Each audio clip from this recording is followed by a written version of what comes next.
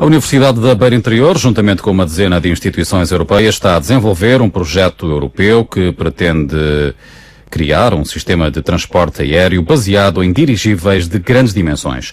Nos próximos minutos, o jornalista Paulo Brás conversa com José Páscoa, coordenador deste projeto em Portugal.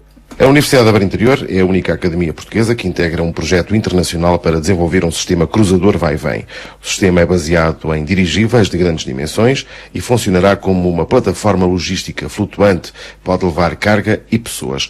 Pode voar até 15 mil metros de altitude. Não pretende ser um substituto do avião tradicional, mas pode ser uma alternativa mais barata, porque é alimentado apenas por painéis fotovoltaicos. É um projeto que começou a ser desenvolvido há 6 meses. Nele trabalham 12 instituições de investigação, entre elas, como já referi, a Universidade da Beira Interior, a quem cabe desenvolver o sistema de propulsão.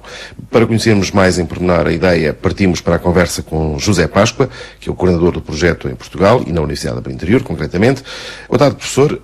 Antes de mais, descreva-nos este projeto. Portanto, o projeto é um projeto europeu que é financiado pela Comunidade Europeia, que no fundo suporta diretamente numa base competitiva, não a nível do país nacional, mas diretamente em Bruxelas. Portanto, é muito mais competitiva do que os fundos científicos a nível nacional. E, portanto, trata-se de um consórcio com 12 instituições, que é liderado por uma instituição italiana, com a qual nós já temos desenvolvido algum trabalho anteriormente, e que, neste caso particular, fomos logo a segunda instituição a integrar o consórcio, precisamente por essa razão, de já termos esses trabalhos anteriores, e, portanto, neste caso particular, visa desenvolver um sistema dirigível para funcionar na alta estratosfera, que depois é alimentado, em termos de pessoas e bens, por um dirigível mais pequenino que se desloca a terra para a estratosfera. Portanto, esse dirigível ficará no espaço, digamos assim, como está a Estação Espacial, um pouco isso? Não, um bocadinho mais abaixo, não é? Portanto, é um bocadinho mais abaixo. Portanto, estamos a falar uma altitude a cerca de 15 km de altitude. A razão para escolher o funcionamento a essa altitude é porque, normalmente, os aviões viajam a altitudes mais baixas e o espaço aéreo já está um pouco congestionado, especialmente em algumas zonas de maiores aglomerados urbanos. Além dessa razão, que é uma razão funcional, existe também uma razão de eficiência energética. É que o sistema é verde, no sentido que utiliza para a sua propulsão e para toda a sua energia painéis fotovoltaicos que cobrem o dirigível. E dessa forma, se a energia for captada na alta estratosfera, consegue, digamos, ter uma maior eficiência em termos da capacidade de captação de energia do Sol, do que se for a nível da Terra. E para as pessoas perceberem, qual é que vai ser a utilidade desta estação, chamemos disso? O objetivo deste projeto, em termos de um dirigível para transporte de mercadorias e bens, não é competir diretamente com o avião convencional. É exatamente posicionar-se no mercado intermédio entre os transportes terra e marítimos e o avião. Exatamente por uma razão. Porque a velocidade destes veículos anda a cerca dos 200 km por hora e, portanto, não são competitivas com aviões tradicionais. No entanto, tem a vantagem, em relação aos aviões, de ser economicamente mais eficiente porque utiliza apenas a energia solar, portanto, o custo do sistema é praticamente nulo, em termos de energia, e em relação à competição com os transportes terrestres e marítimos, tem uma vantagem extraordinária, é que deixamos de estar preocupados com o que acontece nos estreitos de onde passam hoje em dia os navios, não é? Nomeadamente na zona do Norte da África, do Egito, ou em outras zonas do mundo onde às vezes há pirataria e problemas com os barcos e os transportes de mercadorias.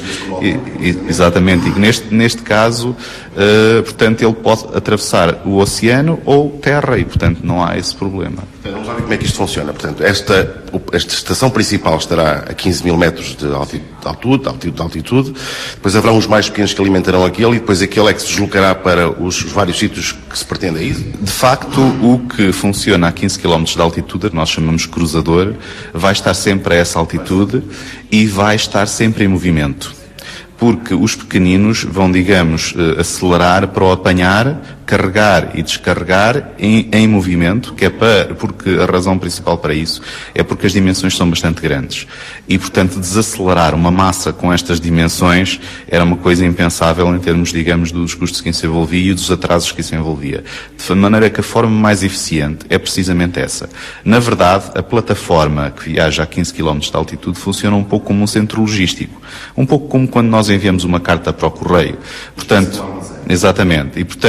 E faz a distribuição. Portanto, há digamos, um dos vai-e-vens pequeninos, dirigíveis, que, por exemplo, poderia descer aqui na Covilhã e, em simultâneo, subia um outro, já com carga.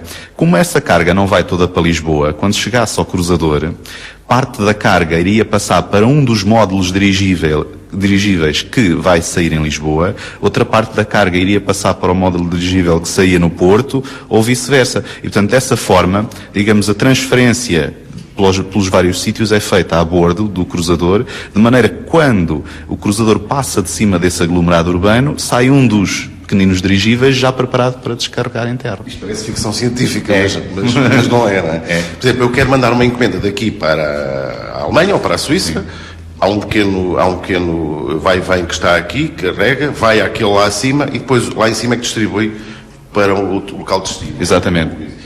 De facto, o objetivo deste sistema é permitir que ele possa, digamos, desenvolver um outro tipo de conceitos. Portanto, o projeto inclui a componente do desenvolvimento da engenharia do sistema em termos do que é o vai-vem e o cruzador, mas também inclui uma componente de estudo do que é a estrutura, por exemplo, de um aeroporto para suportar este tipo de carga e descarga. E a vantagem de utilizar um dirigível para esse tipo de aplicações é que não precisamos de um aeroporto convencional.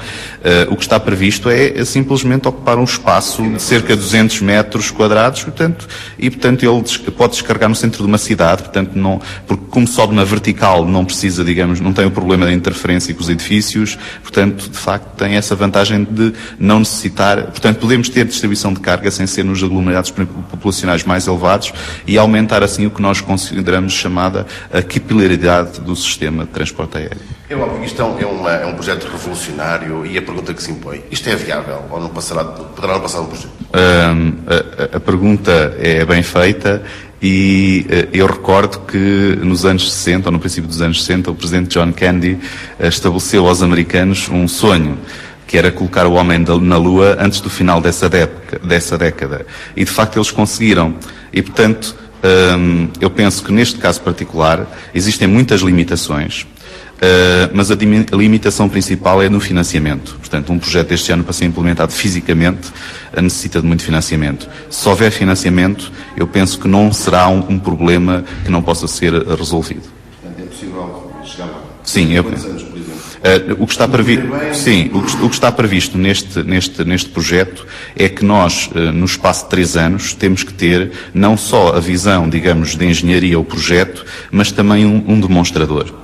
E o demonstrador, embora seja à escala, terá que incluir a componente do cruzador e a componente do vai-vem. Precisamente porque um dos aspectos fundamentais do projeto é conseguir demonstrar que é possível, que é uma coisa que ainda não foi feita no passado, que é possível fazer acoplar um vai-vem, neste caso dirigível, com um vai-vem, com um cruzador baseado também em dirigível. Portanto, esse efeito de acoplamento e da ligação entre os dois é um dos grandes desafios que está aqui a ser tratado e, portanto, nessa circunstância, o demonstrador que nós estamos já a começar a construir, está a ser construído em Itália, porque neste consórcio nós temos também empresas e, portanto, uma das empresas é que está a liderar essa componente da construção.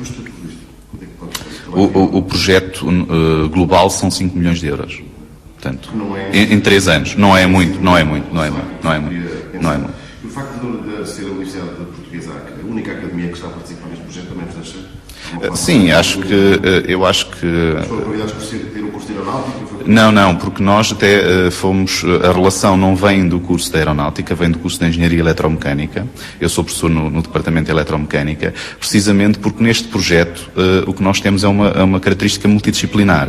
E, portanto, numa característica multidisciplinar temos que ir muito ao detalhe das coisas. E neste caso particular, a nossa competência requerida foi na parte da propulsão dos sistemas, não propriamente, digamos, na construção do sistema em si global, que é mais um aspecto da engenharia aeronáutica. Nessa componente nós temos outros parceiros, alguns ingleses e alguns italianos.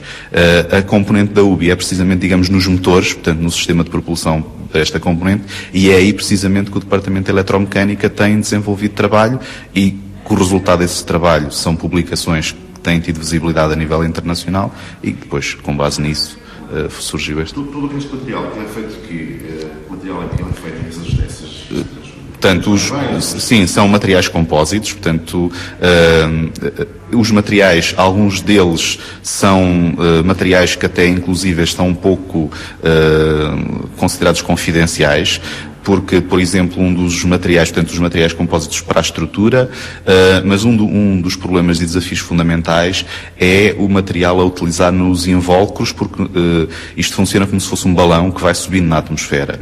E neste caso, como ele sobe a uma grande altitude e os balões expandem à medida, ou seja, aumentam de volume à medida que sobem na atmosfera. E a diferença pode ser de 7 vezes.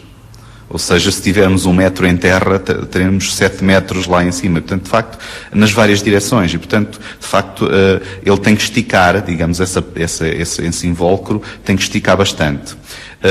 E isso introduz um problema, digamos, dele não rebentar, digamos assim. E também um outro problema é que dentro do veículo, para o suportar, nós temos hidrogénio. E o hidrogénio tem sempre a tendência de escapar por qualquer folgazinha que exista. E, portanto, ser capaz de conseguir o mínimo de estanquicidade necessária para manter isto em funcionamento é um desafio muito grande. E nos pequenos vai-e-vens também vai-se ter que ter a tripulação, é isso? Sim. Em qualquer dos vai-e-vens vai ter que ter tripulação. E quantas pessoas, por exemplo? E tipo de carga? O que está previsto neste momento são cerca de 50 toneladas de carga e 60 pessoas.